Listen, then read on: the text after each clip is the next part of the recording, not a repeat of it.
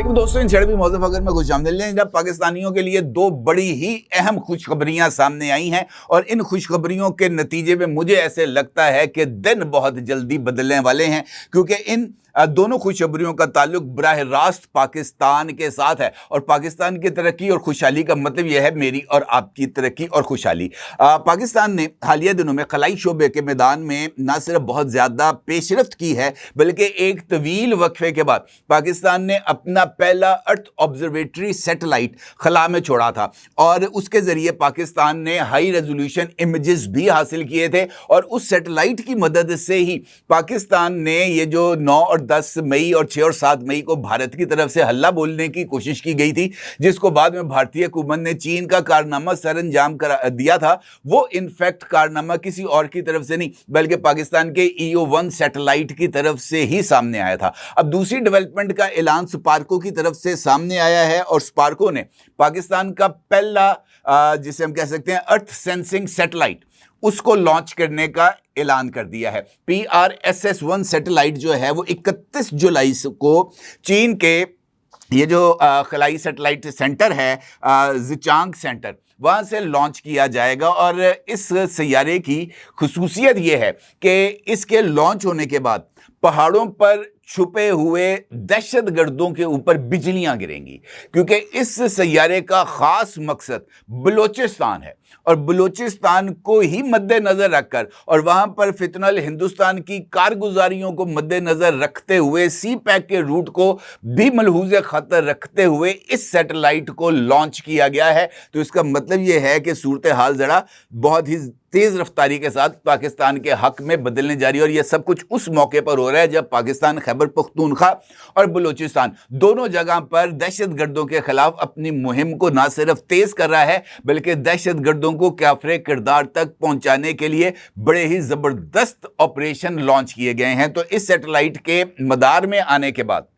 जो गेम है वो यकीनी तौर पर पाकिस्तान के हक में हमें पलटती हुई नजर आएगी। कैसे, यकीनी तौर पर आप जानना चाहेंगे। दूसरी खुशखबरी का ताल्लुक भी पाकिस्तान से है और पाकिस्तान के ब्रादर मुल्क चीन के साथ है। और पाकिस्तान और चीन के दरमियान $23 बिलियन का एक समझौता हुआ है, जिसके तहत पाकिस्तान और चीन टेक्नोलॉजी के शोबे में मुश्तरका ताउन करेंगे और पाकिस्तान में मुख्तलिफ सनतों और दिफाई शोबे में ताउन के लिए चीन और पाकिस्तान जो है वो इन्वेस्टमेंट करेंगे। $23 बिलियन के मुश्तरका मंसूबे पाकिस्तान और चीन जो है वो तैयार करेंगे और इनमें से कुछ मंसूबे जो हैं वो पाकिस्तान में और कुछ मंसूबे चीन के अंदर ही लगाए जाएंगे और टेक्नोलॉजिकल कोऑपरेशन के नतीजे में पाकिस्तान को तरक्की नसीब होगी। आप यकीनी तौर पर यह भी जानना चाहेंगे कि किन किन शोबों के अंदर किस किस तरीके से ये जो कॉपरेशन है पाकिस्तान और चाइना का ये आगे बढ़ेगा। इस सारी सूरत हाल पर आपके साथ बात करते हैं और इन तमाम खुशखबरियों को आपके साथ शेयर करते हैं। लेकिन उससे पहले अगर एक लतीफ़ा आपके साथ शेयर ना किया जाए तो मेरा ख्याल है ये ज्यादती होगी। बड़े तवील अरसे के बाद यानी 10 मई को पाकिस्तान और भारत के दरमियान लड़ाई रुकी और उसके बाद अब जाकर जुलाई के आखिरी हफ्ते में भारतीय हुकूमत को होश आया कि उन्होंने अपनी पार्लियामेंट को ब्रीफिंग देनी है ऑपरेशन सिंदूर के हवाले से। वो कल जो है वो लोकसभा में वो जो है राजनाथ सिंह वजीर दिफा इंडियन उन्होंने ब्रीफिंग दी और आज राज्यसभा में भारत के वजीर दाखिला अमित शाह ने ब्रीफिंग दी अपनी जो अरकान राज्यसभा हैं उनको। अच्छा, इंपॉर्टेंट बात यह है कि खास तौर पर इस बात का बंदोबस्त किया गया कि जिस वक्त ये ब्रीफिंग ऑपरेशन सिंदूर पर दी जाए एन उसी टाइम पर पहलगाम वाक़े के जिम्मेदारान को जो है वो काफिर किरदार तक पहुंचाया जाए। अब 3 लोग इन्होंने मार दिए और उसके बाद जो है वो ढोल पीटा गया कि जनाब हमने पहलगाम वाक़े के स्पॉन्सर्ड को भी मज़ा चखाया और उसके साथ साथ वो लोग जिन्होंने ये कार्रवाई की थी उनको भी हमने काफिर किरदार तक पहुंचाया। इंपॉर्टेंट बात ये है कि इस जो है ना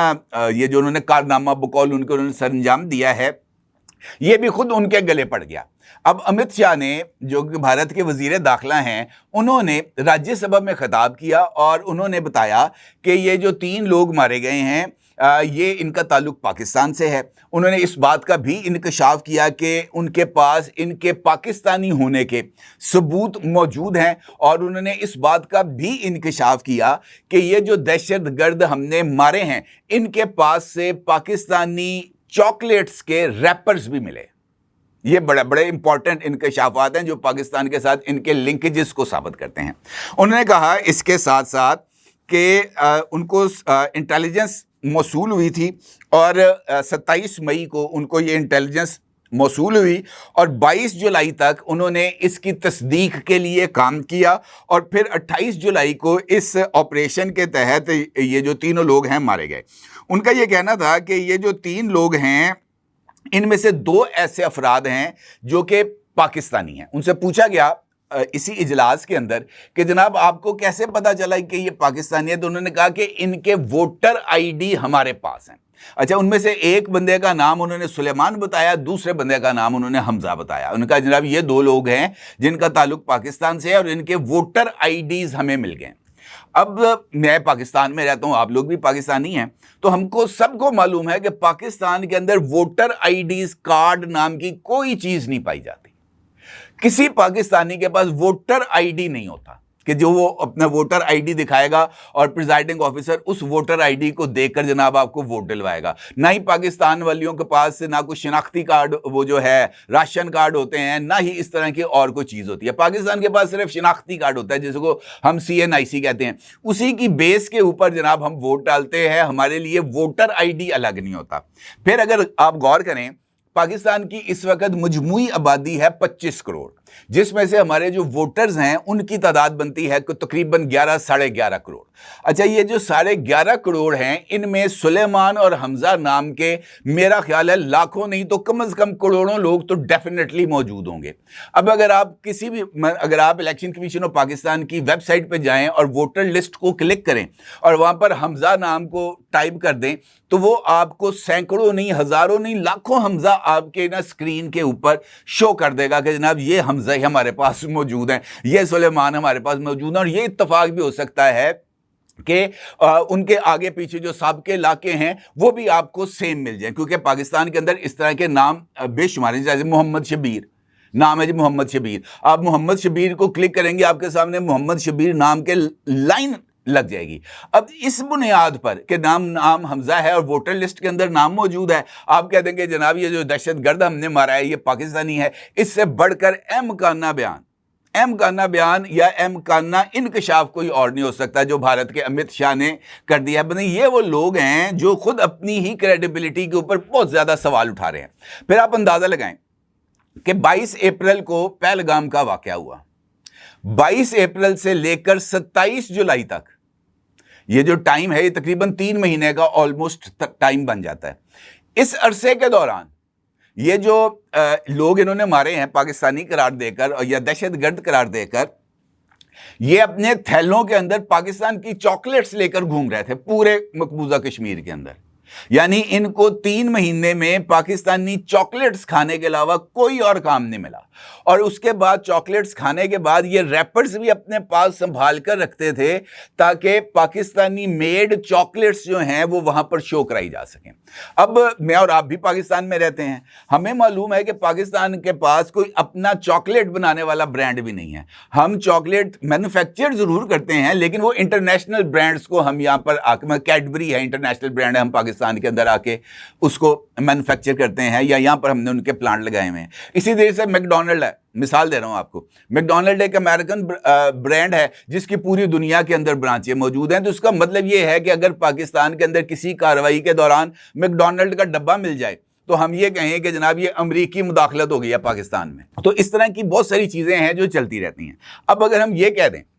ایک لمحے کے لیے ہم فرض کرتے ہیں کہ ہم یہ کہہ دیتے ہیں کہ جناب ووٹر آئی ڈی، ان کا جو ووٹر آئیڈینٹیفیکیشن ہے وہ نادرا کی یا ECP کی لسٹ کے ساتھ مل جاتی ہے، تو چاکلیٹس، میں نے کل بھی آپ کے ساتھ وہ تصویر ایک شیئر کی تھی جس کے اندر اس مقام کی تصویر ہے جہاں پر یہ مبینہ دہشت گرد موجود تھے۔ ایک چھوٹا سا ٹینٹ لگا ہوا ہے، 2 جو ہے نا وہ پتلی پتلی سی وہ ہیں شاخیں، اور ان کے اوپر ایک گرین کلر کا پردہ لگا ہوا ہے، اور اس کے نیچے ایک سٹیل کی تھالی اور ایک گلاس چمکتا ہوا A1 قسم کا، جیسے کسی نے نیا لا کے وہاں پہ رکھا۔ وہ تصویر آپ زوم کر کے بھی ان کو دکھا دینا۔ تو وہ اس بات کی طرف اشارہ ہے کہ یہ چیز وہاں پر رکھی گئی ہے۔ پھر اس کے ساتھ بوٹ پڑے ہیں گھاس کے اندر، اور بوٹوں پر اتنی سی گرد کسی جگہ پر نظر نہیں آ رہی۔ तो ये किस बात का सबूत है कि ये सिर्फ लोगों को उल्लू बनाने की कोशिश है, इसके अलावा कुछ नहीं। पाकिस्तान ने बहुत अरसा पहले ही इस बात का ऐलान कर दिया था कि बहुत सारे पाकिस्तानी इस वक्त इंडियन जेलों में मौजूद हैं और उनको मुकाबले में मार कर ये इसी तरह का ड्रामा रचाएंगे कि जनाब हमने जो है वो दहशतगर्दों को मार दिया, जबकि इसका हकीकत के साथ दूर दूर तक कोई ताल्लुक नहीं है। और अफसोस का मुकाम यह है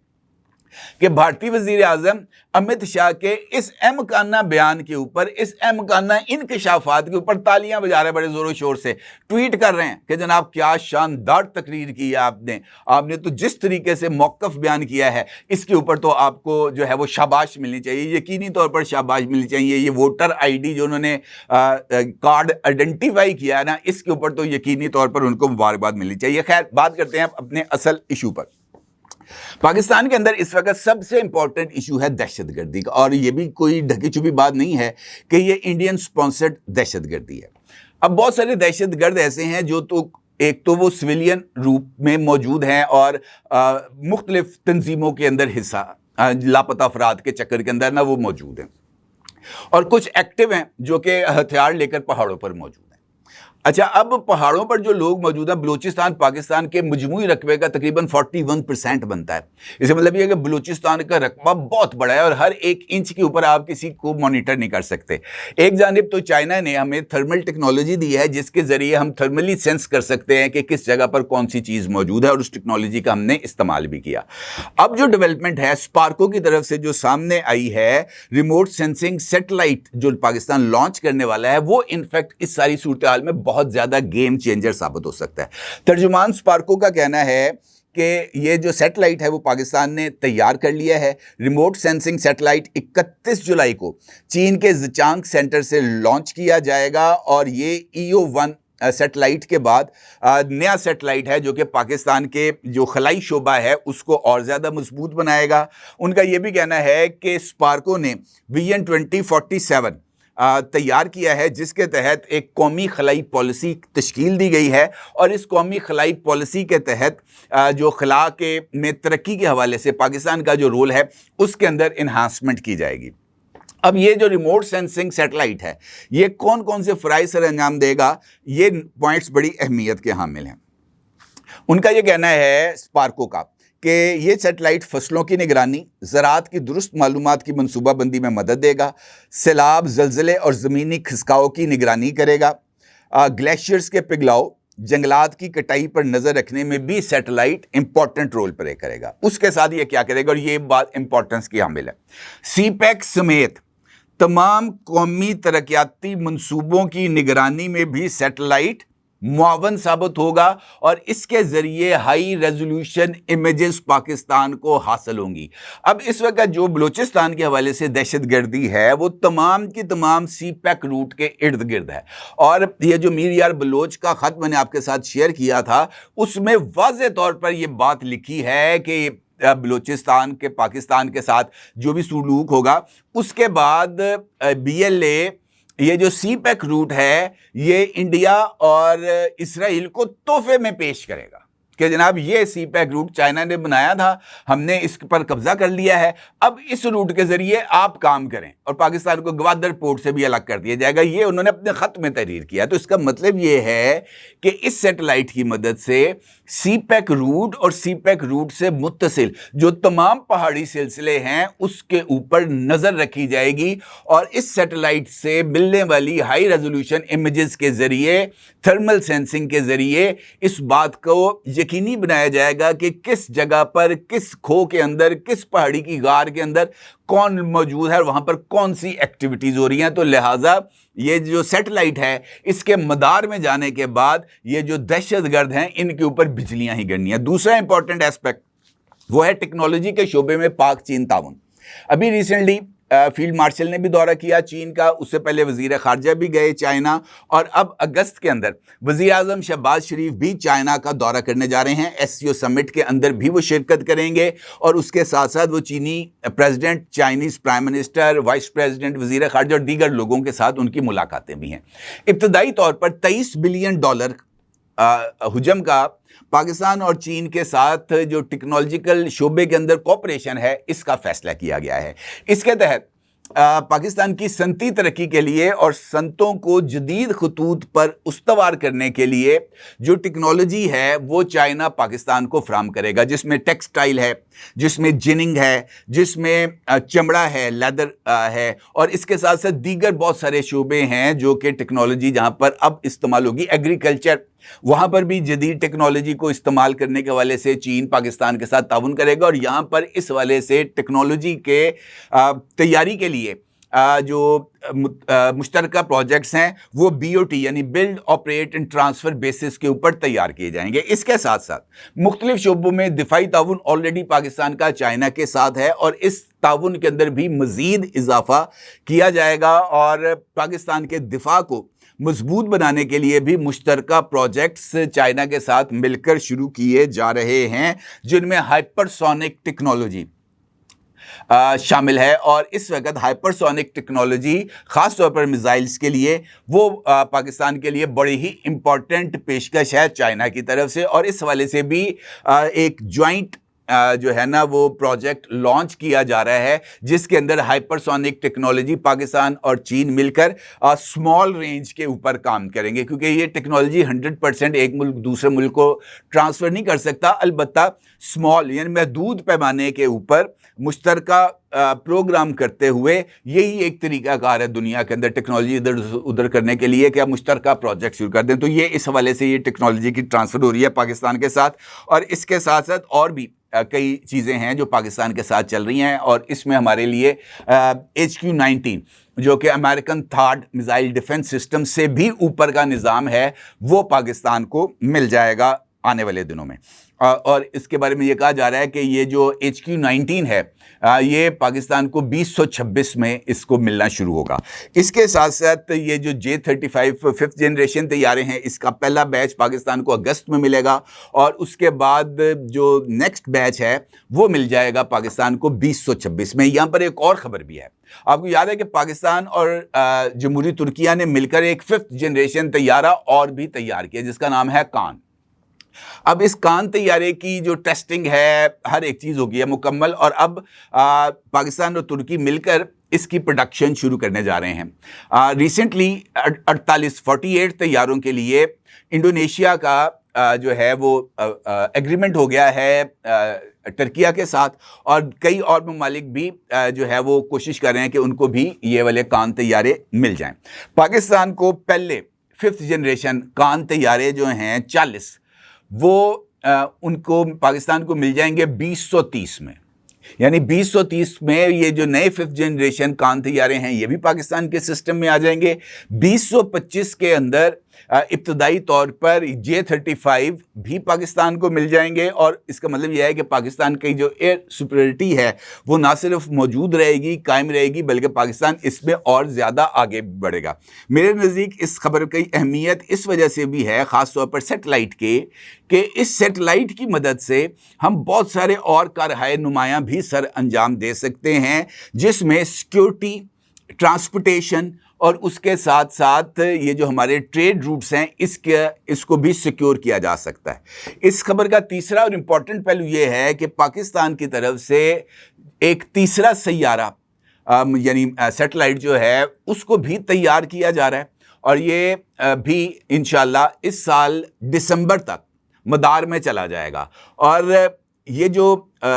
تیسرا سیارہ جو ہے وہ پاکستان سیٹلائٹ تیار کر رہا ہے، یہ خاص طور پر ڈیفنس پرپزز کے لیے، تو اس کی بھی سگنیفیکنس بہت زیادہ ہوگی آنے والے دنوں میں۔ البتہ یہ خوشی کی خبریں ہیں، اور میرا خیال ہے کہ پاکستان کا ڈیفنس مضبوط ہونا اور پاکستان میں دہشت گردوں کی کمر ٹوٹنا، یہ میرے اور آپ کے، ہم دونوں کے مفاد میں۔ اپنی رائے کو ضرور اظہار کیجیے گا۔ آپ کو بہت شکریہ۔ اللہ حافظ۔